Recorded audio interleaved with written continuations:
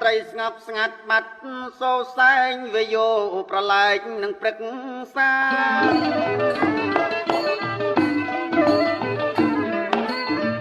រាត្រីស្ងប់ស្ងាត់បាត់សូសែងវាយោប្រឡែកនឹងព្រឹកសាស្ាយក្លិនពីដោ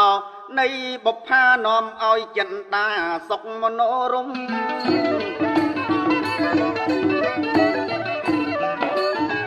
សូសៀកចម្រៀងនៃសត្វល្អិតកណ្ដោបចង្រិតលន់រងំ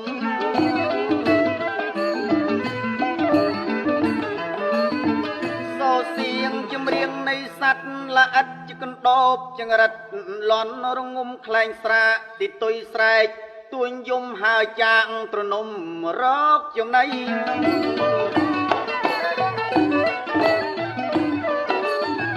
ប្រជាកម្ពុជាគ្រប់រូបាអេជួបជុំគ្រួសារពេលរាត្រី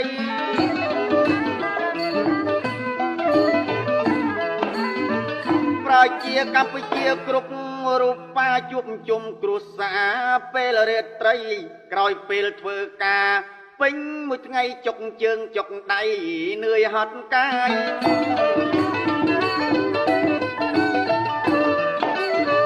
ទៀងក្នាយកាយតងប្រាក់សម្រានលំហែខ្លួនប្រានក្រោយពេលបាយ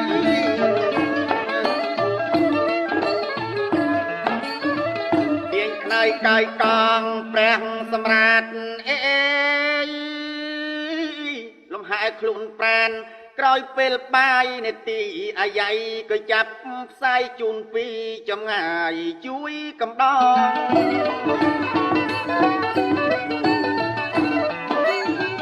លើករឿងចៅសំកបបាញ់លលោកខិតខំរិករកឆ្នៃលំអើយ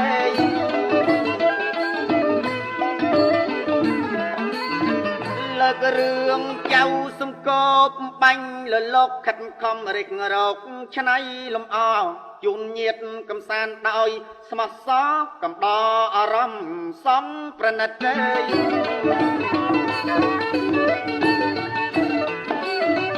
ដំបងយើងខ្ញុំសូមទោសាក្រែងវាំងត្រង់ណាមិនកបចិត្ត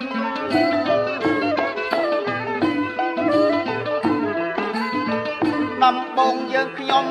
សូមទោសាក្រែងវាំងត្រង់ណាមិនកបចិត្តរៀបចំលំអៀងពីក្រំកាត់ប្រះចាកនៃពិតពីបុរាណយើងខ្ញុំសូមលំអរកាយវិចាសូមក្តីមេត្តាពីសន្តានរឿងនេះជារឿងពីបុរាណដែលខ្លឹមសារមានដូចតទៅ